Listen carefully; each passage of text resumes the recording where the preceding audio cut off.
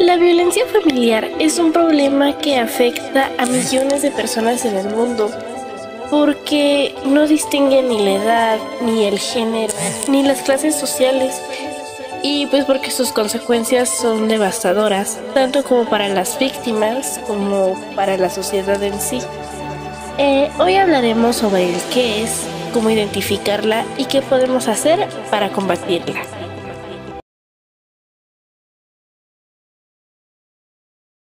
La violencia familiar es cualquier tipo de abuso físico, sexual o verbal hacia un integrante de la familia. Esto se da entre padre e hijo, madre e hijos, incluso en hermanos. Según la OMS, una de cada 3 mujeres son partícipes, más bien sufren de este tipo de violencia. Hay varios tipos de violencia familiar: sexual, psicológica, física y verbal. La violencia familiar cuesta a los países entre el 1.2 y el 3.7 de su PIB, debido a los gastos en salud, justicia y pérdida de la productividad. La violencia no es amor.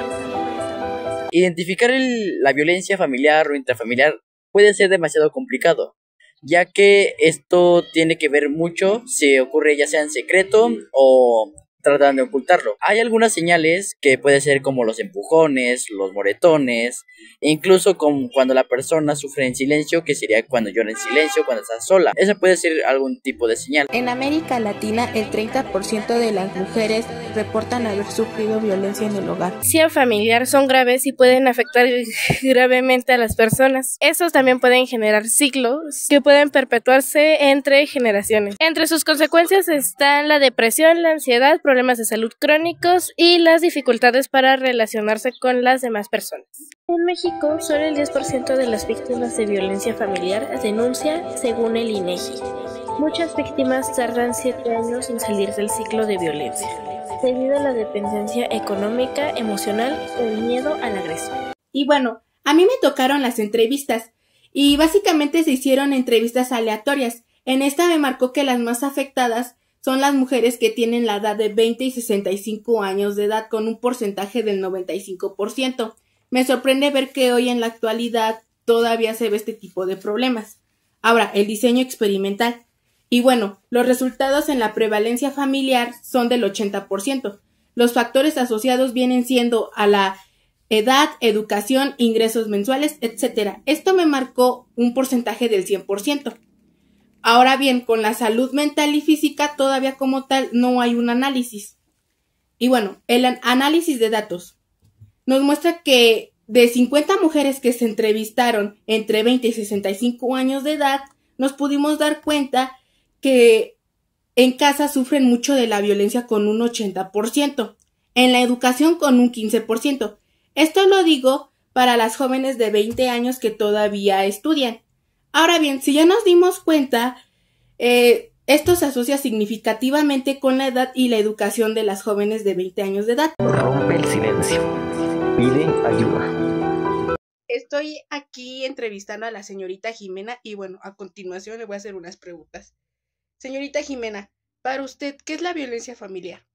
Es cuando tu propia familia te maltrata, te golpea, te insulta. ¿Has sufrido una situación de violencia familiar? Afortunadamente no. ¿Has escuchado a algunos de tus compañeritos hablar sobre este tema? No. Si estuvieras en una situación de violencia, ¿qué harías? Contarle a una persona de confianza para así poder solucionarlo. ¿Qué tipo de violencia conoces? Violencia física, verbal, psicológica y familiar. ¿Has experimentado alguna de esas violencias? No.